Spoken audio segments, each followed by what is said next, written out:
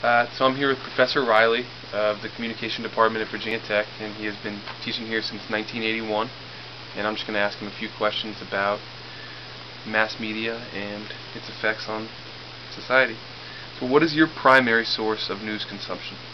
My primary source for regular news would be the newspaper. I take two papers in the morning, the Roanoke Times for the local stuff and the Wall Street Journal, which gives you not only the financial news, but also a lot of very good national and international news that's way better than most smaller papers can afford to do it. Okay, so do you use the internet as well throughout the day? I use the internet every day, through the day, for one thing or another.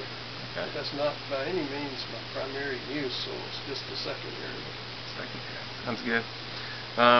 Do you see more growth in the popularity and the accessibility of internet news sources? I expect so, because today, not everywhere, but in places like Virginia Tech, with Tech in great big capital letters, a lot of people feel like if they don't get their news online, that there's something wrong with them, and they're behind the times or something.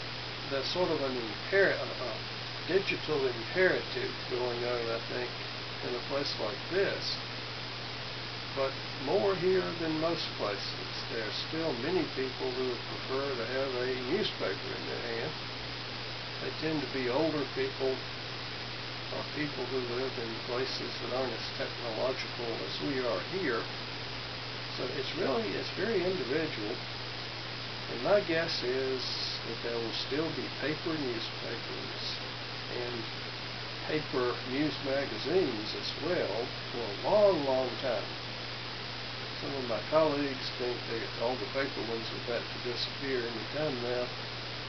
But considering the magazine industry, there's something like 20,000 of them still being published in paper, and all these predictions of disappearance don't seem to have been right at all. But the number of newspapers has not diminished a whole lot lately either in paper form. So I think all of them will have to have an online version for the people who want to read it online, but they're just going to have to charge for it. To meet the demand of those readers too. Yeah, I think they have to do both. Mm-hmm. Well, in your opinion, what are the byproducts that could be both good or bad of framing a story or setting the agenda? Well, somebody is going to set the agenda, but to my way of thinking, that is so very individual, depending on you and what your interests are. There are no overall agenda setters.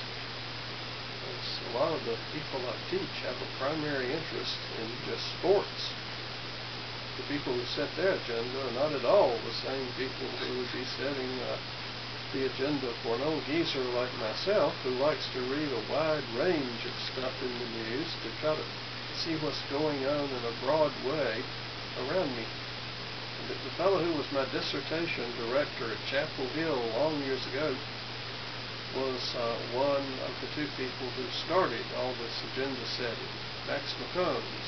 He's the original agenda setter? Getting quite old, but he's at the University of Texas. He started all that. He was the main person behind all the agenda setting, which is very interesting, but it's kind of hard to generalize about it to me. Okay. Are those techniques, framing or agenda setting, are they as prevalent in web news stories as in other media? I don't know for sure, to tell you the truth. That one I'd have to leave to others to answer. I wish I could answer it for you, but I really don't feel like I know the answer to that. Fair enough. Framing is a concept that is relatively new. It is decades more recent than agenda setting. When I was in graduate school, no one had thought of framing.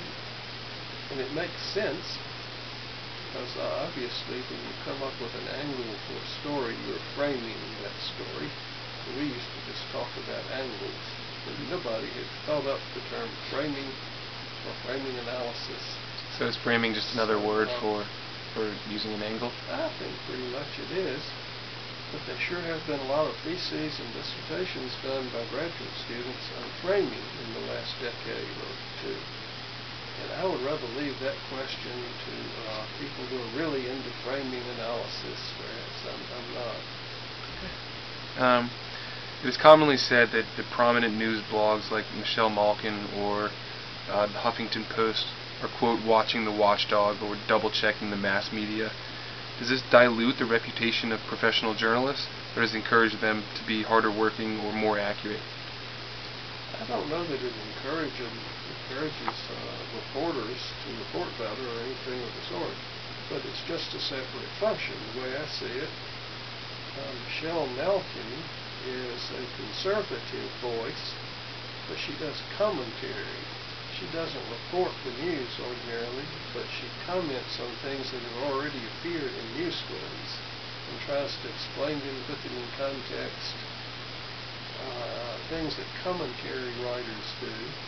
The Huffington Post, with all of the various people who work for Arianna Huffington, are liberal for the most part, and they're trying to do the same thing. They're giving the liberal explanation for what should be done, what has happened, and what it means, and what it might mean in the future, trying to connect it to the past.